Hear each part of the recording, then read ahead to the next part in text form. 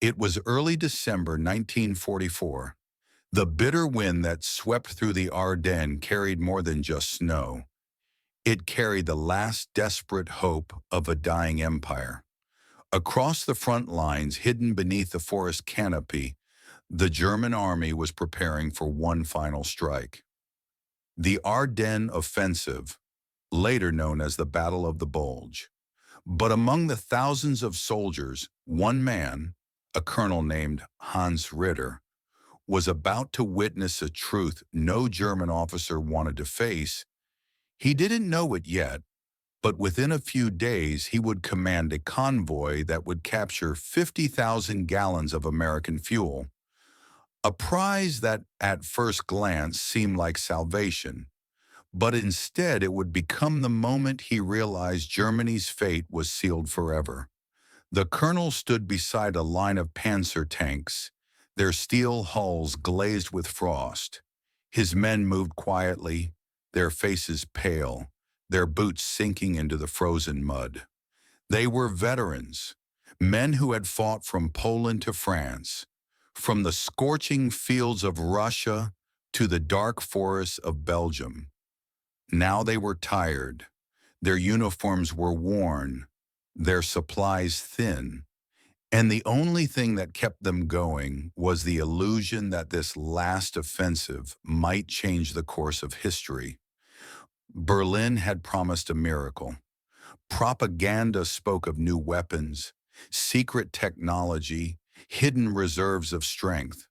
But Ritter had been in the war long enough to know that propaganda and reality rarely marched in step. Still, he obeyed. Orders were orders. The Führer himself had planned this offensive, a surprise attack to split the Allied lines, capture Antwerp, and force the Western powers to negotiate. It was madness, but it was all they had left. On the morning of December the 16th, thunder roared across the Ardennes. German artillery lit up the horizon, and the offensive began. The initial attack was brutal and effective. American lines were pushed back. Confusion spread like wildfire. Convoys were captured, prisoners taken, and morale among German troops briefly soared. For the first time in months, the Wehrmacht was advancing again. Columns of vehicles snaked through narrow forest roads, their black crosses painted over to disguise them from Allied aircraft. Ritter rode in a half-track, his breath fogging against the glass, watching as the snow thickened. Fuel was running low, even in the first days of the push. Tanks sputtered and died along the roadside, not from enemy fire, but from empty tanks. He knew that every kilometer gained was borrowed time. 3 days later, in a small Belgian village, everything changed. A reconnaissance unit under Ritter's command stumbled upon a cluster of American supply trucks abandoned in a hurry. At first, the Germans thought it was a trap, but when they approached, they found the truth.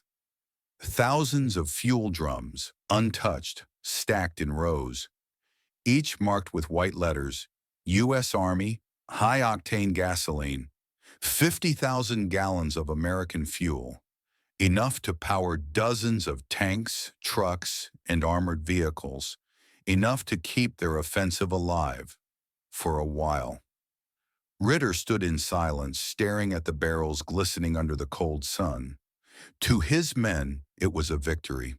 They laughed, cheered, even cried. But for him, something felt wrong. He walked among the fuel drums, touching the cold metal, feeling a strange emptiness in his chest. This fuel, this miracle, wasn't the result of strategy or planning. It was pure luck. And in war, luck runs out fast. That night, as his men refueled the tanks and prepared to move again, Ritter looked at a captured American map. It showed the Allied supply routes stretching endlessly across France into Belgium, all the way to the front. And then he saw the problem. There were too many. For every barrel they captured, the Allies had 1,000 more. For every truck they destroyed, the Americans could build 10. He realized something terrifying. They weren't fighting men anymore.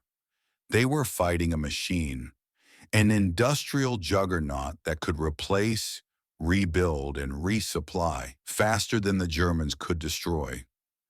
As the fire cracked in the night and snowflakes drifted down, Ritter finally understood the scale of the illusion. The Third Reich had bet everything on willpower, courage, and belief in destiny. But wars weren't won by destiny anymore. They were won by production, logistics, and endless fuel. And as he looked at those 50,000 gallons of American gasoline, the very lifeblood of his army, he realized that Germany was only surviving on what the enemy had left behind. They weren't conquering anymore. They were scavenging. The convoy moved at dawn. Dozens of vehicles snaked through the forest roads. Tanks, half-tracks, supply trucks, each one fueled by American gasoline. The barrels they had captured were already half empty. The snow was thicker now, muffling every sound except the low hum of engines and the crack of ice beneath the treads. Colonel Ritter rode in the lead vehicle, his eyes fixed on the endless white. The world around him looked dead. Trees heavy with frost, houses burned to black skeletons, frozen corpses lying like forgotten statues. The Ardennes had become a graveyard, and yet the army pushed forward, believing in a victory that existed only on paper. Every few kilometers, they passed the wreckage of another tank, sometimes German, sometimes American. It didn't matter anymore. Both sides were leaving metal carcasses across Europe like bones of ancient beasts. Ritter saw one of his own panzer crews standing beside a lifeless tank, staring at it in silence. They didn't even look disappointed. They just waited, as if the machine might breathe again on its own. But without fuel, even the most powerful engine was nothing but steel and silence. By midday, they reached the edge of a small town. Foy. It was already in ruins, abandoned by civilians and shelled by both sides. Smoke drifted through the air, mixing with falling snow, turning the flakes gray. Ritter gave the order to stop. The men needed rest, food, warmth, and above all, fuel. But the barrels were running dry. One of the trucks sputtered, coughed, and stopped. Then another. The convoy slowed to a crawl, like a wounded animal. The colonel climbed down, boots sinking into slush, and watched as his soldiers gathered around the empty drums. They turned them upside down, listening for the last drops, like beggars shaking a coin purse. For a moment, the entire German war machine, the same one that had once crushed half of Europe, stood still because there was nothing left to burn. That night, a heavy fog rolled in. Visibility dropped to a few meters. The men huddled around small fires made from broken furniture and scraps of crates, their breath mixed with smoke. The forest was quiet except for the occasional rumble of distant artillery, thunder from an unseen storm. Ritter sat alone, staring at his map. It was useless now. The offensive had lost all direction. The roads were clogged with wreckage, communication lines were cut, and half the units had no idea where they were. He thought about the enemy, about the Americans. Somewhere beyond the fog, they were reorganizing, refueling, resupplying. Trains and trucks were bringing in food, ammunition, and endless gasoline. Factories across the ocean were working day and night to feed this machine of war. It was unstoppable. And here in the frozen heart of Europe, the Germans were starving on their own ambition. At dawn, Ritter walked through the camp. The men were awake, their faces hollow, uniforms stiff from frost. Some repaired weapons, others just stared into space, waiting for orders that wouldn't come. A few soldiers were siphoning the last liters of gasoline from broken vehicles, pouring it into smaller cans. They fought over it silently without anger, just desperation. The colonel didn't stop them. He knew it no longer mattered. The offensive had turned into survival. As they prepared to move again, the fog lifted. For the first time in days, Ritter saw the horizon, a flat, endless stretch of white and smoke. In the distance, he spotted black dots moving across the sky. At first, he thought they were birds, but then came the faint, rising hum. Aircraft, dozens of them, American fighter bombers, sweeping low over the trees. The colonel shouted an order, but it was too late. Explosions tore through the forest, scattering snow and earth into the air. Trucks burst into flames, fuel barrels erupted like fireballs, and men ran for cover as shrapnel hissed through the fog. For minutes, the forest was an inferno, a storm of smoke, steel, and burning fuel. The gasoline they had worshipped as salvation was now turning into their destruction. When it was over, the snow was black. Half the convoy was gone. The rest was crippled. Ritter pulled himself up from the frozen ground, his uniform scorched, his ears ringing. Around him, the survivors were dragging the wounded away from the fires. The smell of burning fuel filled the air, thick, bitter, unforgettable. As night fell again, the colonel stood among the wreckage, watching the flames die slowly in the snow. He realized that Germany's greatest enemy wasn't America, or Britain, or Russia. It was time. Time that had run out long ago, but no one had dared to admit it. The silence that followed was absolute. Even the engines had stopped breathing. All that remained was the whisper of falling snow. Quiet, endless, and final. Days turned into nights, and nights blurred into a single gray silence. The remnants of Ritter's unit wandered through the frozen countryside, their engines silent, their boots heavy with mud and exhaustion. There was no more gasoline, no more ammunition, and no more hope. By the end of December, they were ghosts, soldiers without an army, clinging to uniforms that no longer meant anything. The war around them was collapsing. The Ardennes offensive had burned itself out like a dying flame, leaving behind only smoke and ruins. The once mighty Wehrmacht was retreating, crumbling under the endless weight of Allied strength. Ritter knew it long before his superiors would admit it. He had seen the truth written in the empty barrels, in the silent tanks, in the hollow eyes of his men. Germany was finished. It wasn't a question of courage or tactics anymore. It was a question of reality, a reality built from steel, oil, and numbers. On the morning of January 2nd, 1945, Ritter's column stumbled into an open field near the Meuse River. They were out of food, out of fuel, and surrounded by American patrols. The colonel raised a white cloth, not out of fear, but out of understanding. The war had already decided their fate. The Americans approached carefully, weapons ready. When they saw the condition of the Germans, frostbitten, starving, broken, they lowered their rifles. There was no fight left to take.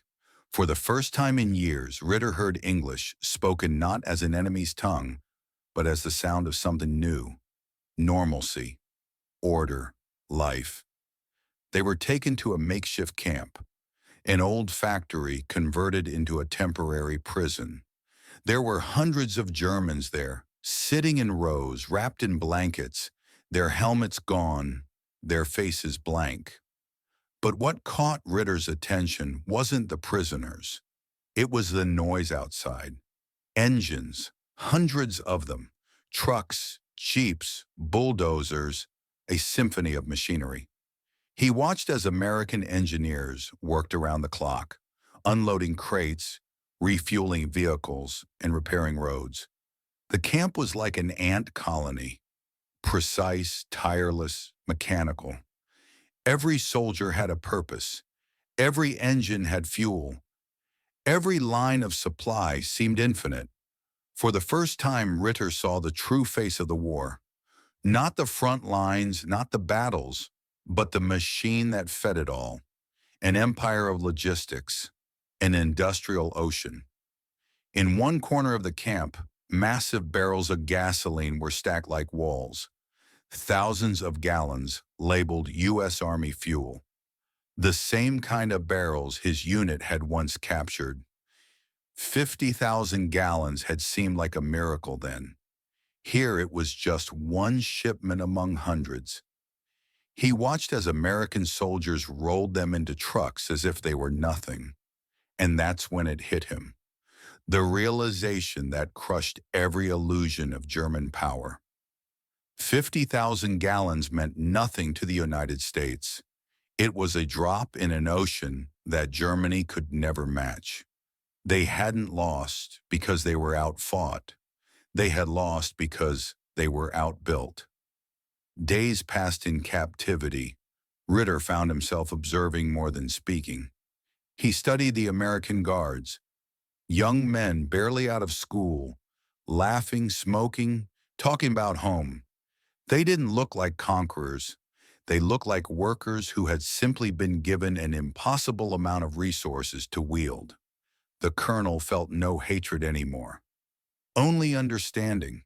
The Reich had believed it could stand against the world, but it had never truly seen what that world could create when united by purpose. Weeks later, Ritter and several other officers were transferred to a camp deeper inside France. On the way, their truck stopped at a supply depot.